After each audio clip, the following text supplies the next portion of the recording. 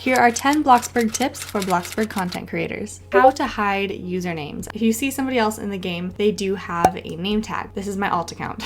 So in order to hide that name tag, all you have to do is go to your settings in the bottom right corner, go to options, scroll down until it says advanced settings, then scroll back up, and where it says show name tags, watch this right here. I'm going to turn it off. As you can see, it's no longer there. So this is actually really useful if you are somebody who does role plays or like short films, that type of stuff for Bloxburg. It's also just cleaner when somebody doesn't have the name tag there. The next one is how to hide chats when you're trying to take a photo. As somebody who does events, it's really hard to take pictures when everybody's talking. So all you have to do for this, and make sure you do have co-owner in the neighborhood or you're actually just in your neighborhood. As you can see, we have chats. I don't really want the chat showing, but what you can do is you can back up until they are completely gone, just like that. And then you can zoom in all the way to where you don't see it. It's kind of annoying zooming far out, but it's really good for group photos. The next one is something I wish I knew a lot sooner when I started content creation, and that is the interact tooltip. It is quite the pain when you're trying to do tours and stuff like that in builds. So like, oh, look, I'm showing you guys my build. Well, the interact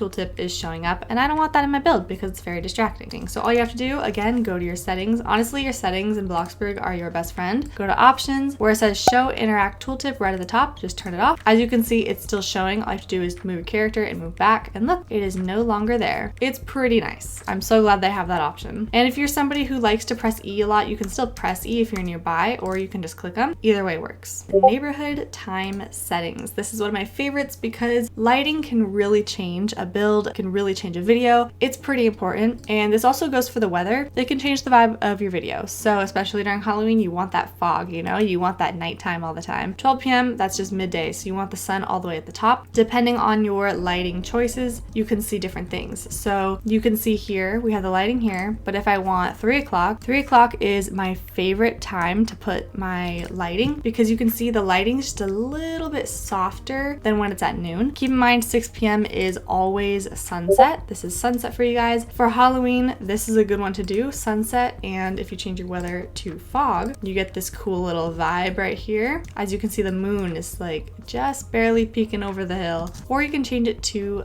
11 p.m. and you get like that spookiness. As you can see, like the fog doesn't show up as much. So that's why I really like to do sunset with the fog, because then you get like just a little bit of lighting. Something to keep in mind too is, especially at 3 p.m., depending on your settings, your graphics settings, that can change things as well. So if I go to my graphics quality, I turn it all the way up, you're gonna see like more of these like glares. See the lines right here? That's something you get when your graphics are higher. If your graphics are like halfway, you're not gonna get that look. So if you do want more of like a cinematic look to it, then you can go full graphics if your device can handle it, and you'll get like these cool little like sunbeams and stuff. It's really neat. Next up, this is just more of a preference, but like I also recommend it, is do not have a really bright GUI. I think it's called a guest user interface or something like that. So that is actually this color right here, what the E is. It's also this. So this, when you haven't changed it before, it's going to be blue. I changed mine to brown because obviously that's just my vibe. But some people do like neon colors for this. And if you're watching a video and somebody's going through their settings and stuff right here, it is so bright. Like it's kind of hard to look at and it takes away from what you're looking at on the screen. In order to change your GUI, it is the first setting in the game options. It's just this primary color. Just click that and you can put in the code. If you guys want my brown, this is the code right here. Another tip for you guys, if you do have the Marvelous Moods Gamepass, I highly recommend going to your options and making sure you have show negative mood effects on off. You don't want to be filming and then all of a sudden you need to boost your moods. So I highly recommend it. As you can see, my moods are pretty low right now, but you cannot see that my character looks that bad. It's just really nice for when you're filming a long time, because that is something that can get pretty annoying when you're filming. All right, the next one, and I am literally praying that Bloxburg adds this because I'm so tired of it and I have talked to so many people about it and I know everybody else wants it, but this is basically a guest all for now. But anyways, so if you have a lot of people in your server, you have to manually go through and change everybody's permission to guest when you're like hosting something. When people are joining, it like constantly moves. So if I'm trying to like give this person guest, somebody else could all of a sudden join and then this disappears. So I have to go back up, I have to find them and I have to give them guest. And it constantly moves because people are constantly leaving because of Wi-Fi issues and all that type of stuff. So for now, all you have to do is press throw a party, press yes, Go to your permissions. You can see that my account now has guest. So this is like, it's a trick, but it's not a trick because it's also just really annoying. I don't know how to explain it, but basically now I cannot throw a party for like, I don't know how long. So you have to do it when everyone is in the server. Do not do it before everybody joins the server. If you have 75 people joining, wait until your server is completely full before giving everybody guests, so then you do not have to go through the guest list as much. The thing is that I have noticed is that sometimes when you do throw a party and you have that many people in your server, not everybody gets the guest. So I don't know if that is because their throw party invitation is off or what, but sometimes it does not give everybody guests. So make sure you do go through the permissions list after you do throw a party to make sure that everybody has the correct permissions. Whew,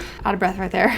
I am very passionate about that one. All right, so the next one is family permissions. So with a family permission, if you invite somebody to your family, this is a great one because if you do have somebody who does not have marvelous moods, then it does actually increase your moods slowly, but it does help a little bit. So then you can film longer without everybody boosting their moods. Another thing you can do is you can carry people. So this is great for role plays if you want to move somebody around. If somebody gets stuck in a wall or in a hole, you can pick them up and get them back to safety. And depending on the size of the character, you actually pick them up differently. So let's actually go check that out. All right, so right now the alt account is an adult. I'm going to change it to a kid. The kid one stays the same. You can just carry them on your back just like this. However, if you change to a toddler, you pick them up like this. So you're carrying them around. It's so cute. And the last one is for baby. And then you carry them like this. Oh, bro, house bills.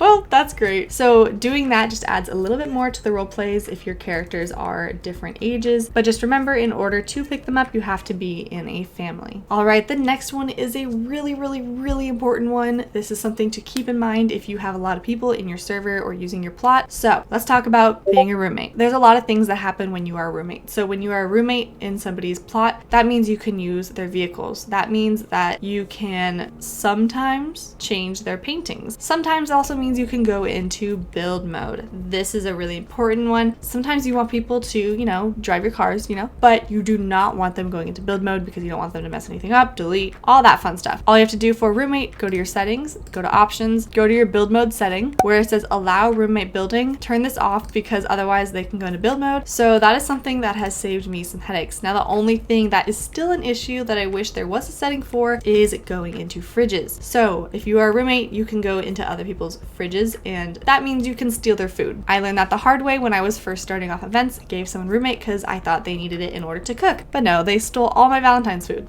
Be careful who you give roommate to. Be careful who you give co-owner to. Guest is always the best option. The last two things I have to talk about are basically accessibility for the neighborhood. So in the neighborhood, there is this new feature that is absolutely incredible, and it is called allowed players. So this is a really cool feature for if you have your neighborhood locked, but you still want certain people in your neighborhood that can join. As you can see, my server says no one, but I do have somebody else in the server. That is because I added them to my allowed players. I added them to the server, and that means they can join even when my server is on no one. For example, this is something people use when they are using my plot. They will have their server on no one. They will add the allowed players for those who are filming on the plot, and then they will add me to allowed players, and then I can still join even though their server is locked. This is also great if you can't friend everybody, because I know we do have a limit on Roblox. This is a great way to get like fans in there if you want specific fans. Like for example, when I show my plots for YouTube members get first access to my new plot. So in order for me to do that, they have to give me their username, and then I'm able to add them in the server without anybody else knowing, which is pretty cool. So make sure to become a member. So the allowed players, highly recommend using. It is so nice. So sometimes you're in your server, right? And you want certain people in the game and you don't know about the allowed players. What if you want to kick somebody, but you don't want to kick everybody else? Because if you guys do have a neighborhood, then you know that we have a kick all button. If you kick all, you actually kick all. So don't press that if you have other people in the server that you want to keep. Go to your blocked players, click add player. I'm going to do this for my alt account. I'm just going to type in my alt, Robuilds decals. Here we go. I'm going to be blocking them. Continue. Over here, you can see that they have disappeared. And on my other screen, it says you were kicked from the experience. That's all they know. They don't know that you're being kicked, like just them. Then just go back to blocked players and remove them. And there you go. They're they're gone. You don't have to worry about everybody else. This works if you have like a lot of people in your server, but there's one specific person that's not supposed to be there. They just happen to sneak in. You can just do that, get rid of them, just take them off the blocked players list so they can join later. There's so much info that content creators should know, and I really hope this video helped out with that because it's pretty useful stuff, honestly. But for now, if you have not yet subscribed, make sure you do, and I will see you guys next time.